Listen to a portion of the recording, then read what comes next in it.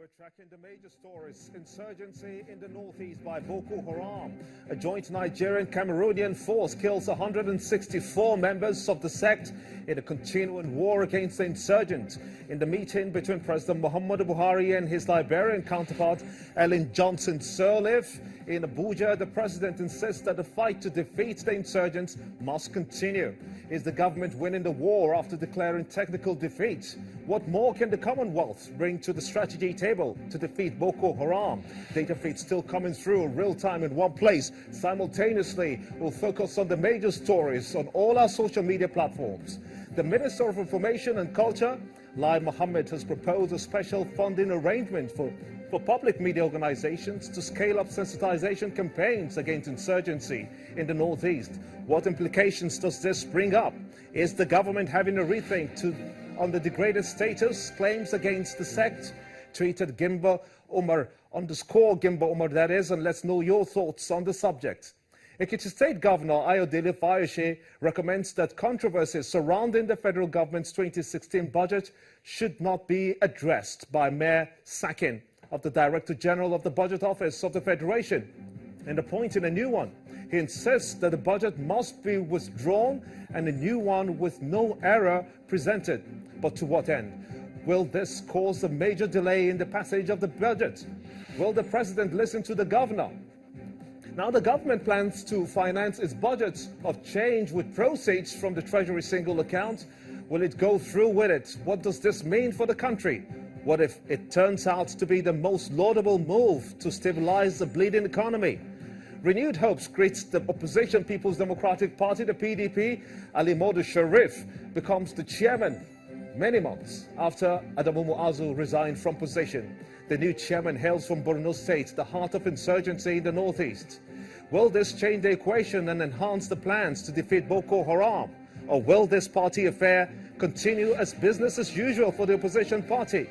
We'll be watching very closely. But that's not all for the PDP. The EFCC has brought amendment charges against the party's publicity secretary, Olisa Metu, 1 week after closing its case. Mr. Metu pleaded not guilty and also entered a no-case submission.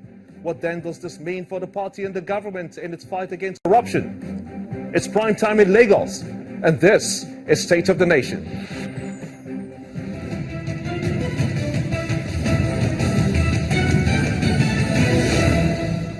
Welcome everyone in Nigeria and the rest of the world. This is State of the Nation and I am Gimba Umar. All our data feeds still running through in one place simultaneously. You can check them up on all our social media platforms. You can tweet at _Gimba Umar and use the hashtag State of the Nation. Let's get your thoughts on the subject. Let's shift our focus to the electricity tariff situation in the country.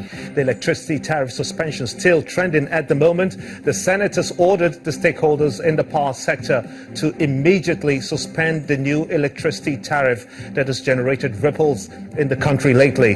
The consumer is happy about this, though. The lawmakers, after considering a motion raised by Senator Suleiman Nafiz from Bauchi State at the Senate, directed the Ministry of Works, Power and Housing, the Nigerian Electricity Regulatory Commission, the NERC, and the electricity distribution companies to suspend the new electricity tariff that have been charging as much as 40% increase to every.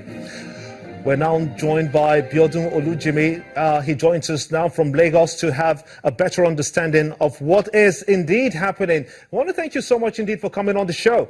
Now, in whose best interest is the suspension of the electricity tariff by the lawmakers? Well, thank you for coming on to me. It's in the interest of the masses because, you see, it is not enough for us to say we're serving the masses without taking into consideration their pain. Right now, most of them are going through too much. There is no money, the economy is down, nothing much is happening in the polity, and you now increase electricity tariff without really improving on what has been on ground. That is not good for the people. And we thought for you to do it, you need to build consensus and you need to talk to the stakeholders and carry them along before you do it. We can't be arbitrary in this country. we have to be very painstakingly unusual and different in our handling of issues that have to do with the masses.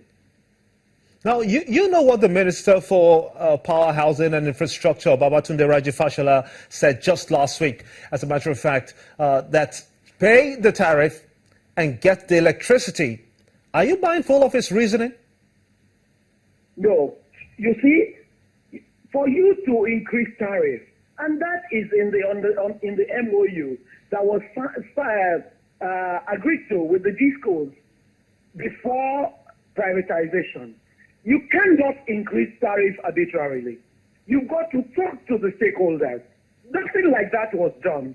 They just decided it was time for people to make profit. People cannot make profit at the expense of the ordinary man on the street. We are there to represent them, and so we won't agree. Interesting. We will not agree. Now, some school of thought insists that if Nigerians don't pay this tariff, now they risk throwing the country's future in stark darkness. What's your response to people of this notion? You see, what we're saying is not that tariffs will not be paid. But we're saying you cannot, at the expense of the ordinary man, just increase tariffs arbitrarily. You cannot. You must show us good reason for wanting to increase tariffs. The electricity situation has not improved. Tariffs have been increased severally since privatization, and the situation hasn't improved. So you are saying you are increasing it again? It means when it improves, you will increase it further. That is what we won't allow happen. We have to sit down together and ask when the situation will be better. When we know when the situation will be better, we'll look at everything. Nigeria has come this far because nobody can take anybody for granted any longer. Everybody has a stake. And whether you are a minister or a senator, the people must come first. And that is what we're saying. Senator, what are your thoughts when it comes to the discos and the gencos, now that they say that they don't have the money to provide the kind of electricity that we need? In this scenario, what would you suggest? I don't understand them, and I think that's why we have said everybody should come together so we can ask questions. Because when they started, they said they didn't have money, and government gave them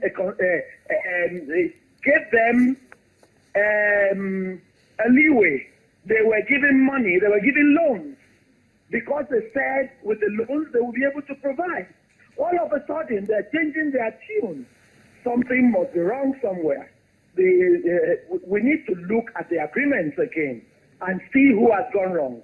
If it is the discos and the gencos, we need to put it right. That is what we are saying. It is not enough for people to just sit in one place and agree on certain things and just throw it on the ordinary man. No, we have to sit down together. That's why the Senate said every stakeholder should come together. There will be a kind of mini investigation, and we'll see what lies, and then everyone can be on the same page. If we now need to increase tariffs, we will agree on the percentage. We will agree on the percentage increase. Senator Biodun Olujimi, I want to thank you so much indeed for your time and your thoughts here on State of the Nation, looking at the electricity tariff situation that your people, of course, the lawmakers, have suspended at the moment. Thank you so much indeed for your time and your thoughts.